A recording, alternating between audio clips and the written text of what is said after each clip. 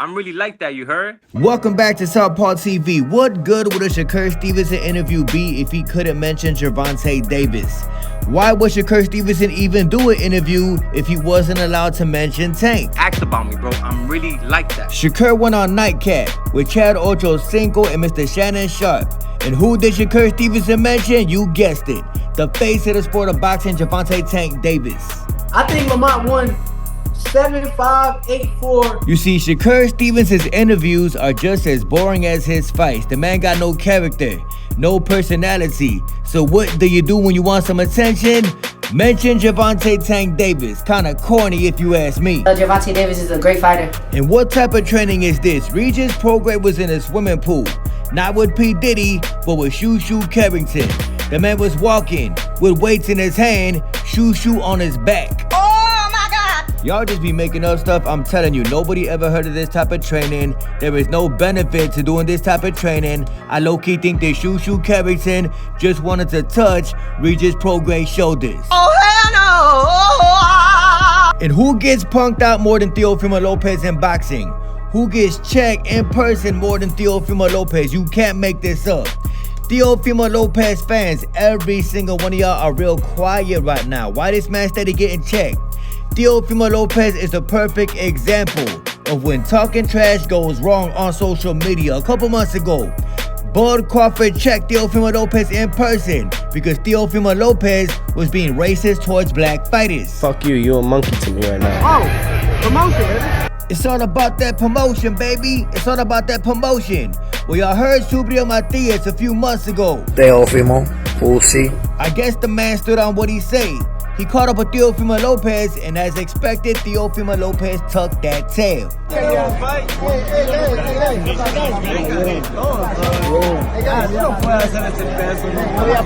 Hey yo, why Buddy got a purse in his hand? Why Matias carrying a purse in his hand trying to check somebody? What the hell is going on with boxers these days? What the hell is going on with young men these days? Carrying purses as if they females. Hey yo, Southpaw TV, Gervonta Davis wears a purse too. I know Tank wear a purse. Tank bogus as hell, just like Matias. Bogus as hell. If somebody bogus, I'm gonna call him out for being bogus, in my opinion. In my personal opinion, only females should be carrying a purse. Southpaw TV, keep it trill, man. But Matias walked into the crowd where Teofimo Lopez was sitting, and he smacked Teofimo Lopez in the face. He almost smacked them glasses off his face. Take a look at the man's glasses. He almost smacked them glasses off Teofimo's face. And what did Teofimo Lopez do when he got smacked? Absolutely nothing. Southpaw TV, what up, man? I heard you was cooking me. Hey yo, Theo, I don't really gotta cook you, bro. You do a great job of cooking your damn self. This is what happens when talking trash on the internet goes wrong. Fuck you, you a monkey to me right now. Using racism to promote yourself in 2025 is just corny. Using racism to promote yourself just means you ain't got no character, no personality. So you gotta say something that's gonna piss people off, like Teofimo Lopez. I'm glad you got smacked up, bro. Who is the next individual that is gonna smack Teofimo Lopez? I really couldn't tell you.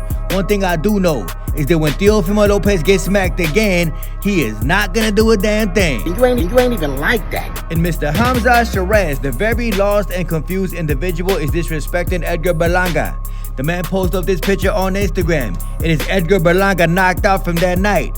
Why is Hamza Sheeraz doing this? I really couldn't tell you. The man is a very lost and confused individual. I'm really like that, you heard? I went to the man's IG. He posted up this dude, Prince Nassim Hamed, someone who dug Pretty Boy Floyd Mayweather back in the day. Someone who never wanted no type of smoke with Pretty Boy Floyd Mayweather. It doesn't matter. I told y'all, I got a right to my opinion. I believe in my heart that Hamza Sheeraz cheated Edgar Berlanga. I believe in my heart that Hamza Sheeraz had bogus hand wraps. That is the only reason he beat Edgar Berlanga. The man did an interview with Box Nation. He basically said that he glad he beat Edgar Berlanga. He is honored to think that y'all believe he cheated. That just makes his victory even better. I'm really like that, yes. One part during the interview that I found very interesting was when Hamza Sheeraz said, quote, Turkey a la Shiki runs boxing. So, you know, hey, His Excellency runs boxing now. Hey yo, what do you mean by that, bro? What do you mean His Excellency runs boxing? His Excellency does not run boxing, bro. Just because you fight for His Excellency or that culture vulture they call Turkey Arashiki does not mean he runs the sport of boxing. But you need to concentrate. And we all know that Jaron Ennis ran to 154 because he is scared of 147. He ran to 154 because he is scared of Brian Norman Jr. Boots Ennis fears Brian Norman Jr. But Keith, one time Thurman found out about the news. He basically disrespected Jaron Boots and his whole life. Check it out. Boots didn't want Timo. Boots doesn't want Ortiz. Hey, champ. Champ. Who do you want? You want champs or you want chumps? How you turn down fights, bro?